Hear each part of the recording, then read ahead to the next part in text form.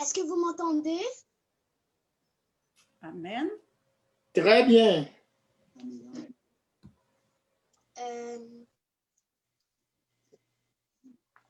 J'ai pas vu ma caméra. Ok, merci. Alors,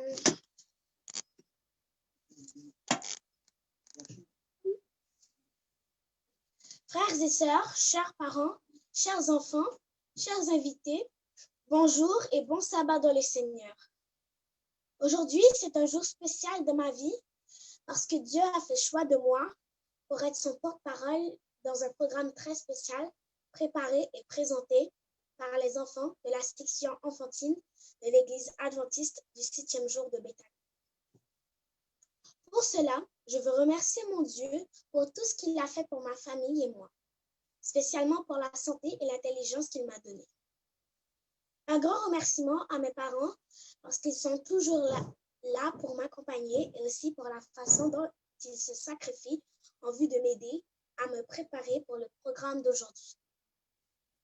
Un grand remerciement aussi aux responsables de la section enfantine de m'avoir choisi pour prendre la parole au nom du Seigneur Jésus. Juste avant de commencer, je vous invite à vous courber sensiblement la tête et j'en prie. Merci Seigneur de m'avoir choisi pour être ton porte-parole aujourd'hui. Je te demande de m'accompagner au nom de Jésus. Le message de ce midi a pour titre « J'ai aussi ma place ». Le mot « place » ici est un nom féminin qui a plusieurs sens. Laissez-moi vous donner quelques-uns. 1. Espace occupé par quelque chose ou quelqu'un. Exemple, cette table prend beaucoup de place. 2. Espace dégagé entouré de monuments dans une ville. Exemple, la place de l'église. 3. Siège dans une salle de spectacle, un train, un avion. Exemple, nous aurons pu changer de place. 4. Position obtenue dans un classement. Exemple, il a fini la dernière place. Le texte de méditation se trouve dans Marc 10, versets 13 à 16. Je lis pour vous. On lui amena des petits enfants afin qu'il les touchât. Mais les disciples reprirent ceux qui les amenaient. Jésus, voyant cela, fut indigné et leur dit, « Laissez venir à moi les petits enfants et ne les empêchez pas, car le royaume de Dieu est pour ceux qui les ressentent. Je vous le dis en vérité, quiconque ne recevra pas le royaume de Dieu comme un petit enfant, n'y entrera point. » Puis il les prit dans ses bras et les bénit en leur imposant les mains. On raconte l'histoire d'une femme pauvre avec un petit garçon dormant dans le dos qui, passant devant une caverne, entendit une voix mystérieuse qui venait de l'extérieur lui dire « Entre et prends tout ce que tu désires, mais n'oublie pas le principal. Souviens-toi d'une chose, dès que tu seras sorti, la porte se fermera à tout jamais. Cependant, profite de l'opportunité, mais n'oublie pas le principal. » La femme entra dans la caverne et trouva beaucoup de richesses. Fascinée par l'or et les bijoux, elle déposa son enfant par terre et commença à amasser anxieusement tout ce qu'elle pouvait déposer dans son tablier. La voix mystérieuse lui rappela « Tu as seulement 8 minutes. » Les minutes épuisées, la femme chargée d'or et de pierres précieuses courut hors de la caverne et la porte se referma. Soudain, elle se rappela que son fils était resté à l'intérieur, et la porte était fermée à tout jamais. Cette petite histoire vous fait comprendre que l'essentiel, ce ne sont pas les biens matériels éphémères de ce monde, mais c'est le trésor que Dieu a placé sur votre responsabilité, à savoir nous les enfants. Nous savons que nous les enfants, nous sommes importants aux yeux de Dieu. C'est pourquoi nous avons aussi notre place. Dans Marc 10, verset 13a, le texte dit « On lui amena des petits enfants afin qu'il les touchât. » Frères et sœurs, chers parents, savez-vous que chaque enfant fait partie intégrante du plan divin? Disposez-vous à donner une place aux enfants dans le projet de Dieu? Le verset 14 nous dit, Jésus, voyant cela, fut indigné et leur dit, laissez venir à moi les petits enfants et ne les empêchez pas, car le royaume de Dieu est pour ceux qui leur ressemblent. Chers parents, chers dirigeants, rappelez-vous toujours que les enfants faisaient partie du projet de Dieu dès le commencement de la création. Le premier chapitre de la Bible nous montre que Dieu voulait que l'homme et la femme soient féconds, multiplient et remplissent la terre. Cela signifie que les enfants soient une bénédiction de Dieu en donnant aux humains le pouvoir de multiplier. Dieu leur accorde la grâce extraordinaire de mettre au monde des êtres à son image. Dieu est impliqué dans la conception et la naissance des enfants. Dans le psaume 139, David médite sur la manière dont Dieu l'a formé alors qu'il était dans le ventre de sa mère. Notre Seigneur est celui qui donne la vie aux enfants.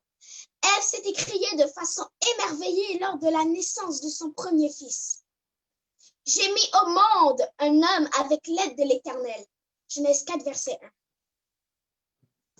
Frères et sœurs, chers parents, la mission de l'humanité est de remplir la terre et de la soumettre. La Bible ne fait pas de l'enfance une valeur pour elle-même. Nous trouvons un modèle dans ce qui est dit de Jésus enfant dans l'Évangile. Et Jésus croissait en sagesse, en stature et en grâce devant Dieu et devant les hommes. Luc 2, verset 52. L'enfant doit croître et se développer dans tout ce qu'il est, physiquement, spirituellement, socialement, avec la participation des parents, des dirigeants d'église, etc. Dans son ouvrage titré « Écoute, j'ai quelque chose à te dire », à la page 178, Fernando Zabala, un auteur adventiste, déclare, et je cite, « Lorsqu'un adulte comprend qu'il fait partie du grand plan du roi de l'univers, il estime de façon positive. Et quand nous transmettons cette idée à nos enfants, nous leur offrons la meilleure et la plus positive des motivations. » Un servante du Seigneur Ellen White, dans son livre « Vers Jésus », à la page 74, déclare, et je cite pour vous, « Tout ce que le Christ a été pour ses premiers disciples, il désire l'être aujourd'hui pour ses enfants. À la maison, mes parents font de leur mieux pour nous intégrer, ma petite sœur et moi, dans tout ce qu'ils font. Dans les cultes du matin et du soir, ils nous demandent d'y prendre part, tout en nous posant des questions et valorisent nos réponses. Dieu donne un avenir aux enfants. La Bible vous permet de regarder en face la situation des enfants par rapport au péché. En même temps qu'elle vous montre la réalité, elle vous donne aussi de l'espérance. Proverbe 22, verset 6 déclare, « Instruis l'enfant selon la voie qu'il doit suivre, et quand il sera vieux, il ne s'en détournera pas. » Quand Jésus est entré dans le temple, il a été acclamé par les pauvres et par les enfants. Lisons Matthieu 21, versets 14 et 15. Les aveugles et les boiteux s'approchèrent de lui dans le temple et il les guérit. Verset 15.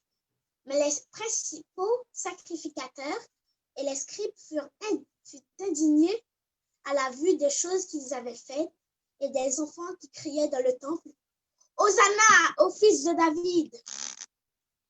Chers parents, soyez bons envers nous. Apprenez à partager tout ce que vous savez sur Dieu à nous. Soyez pour nous des conseillers, des guides pour nous conduire à Christ.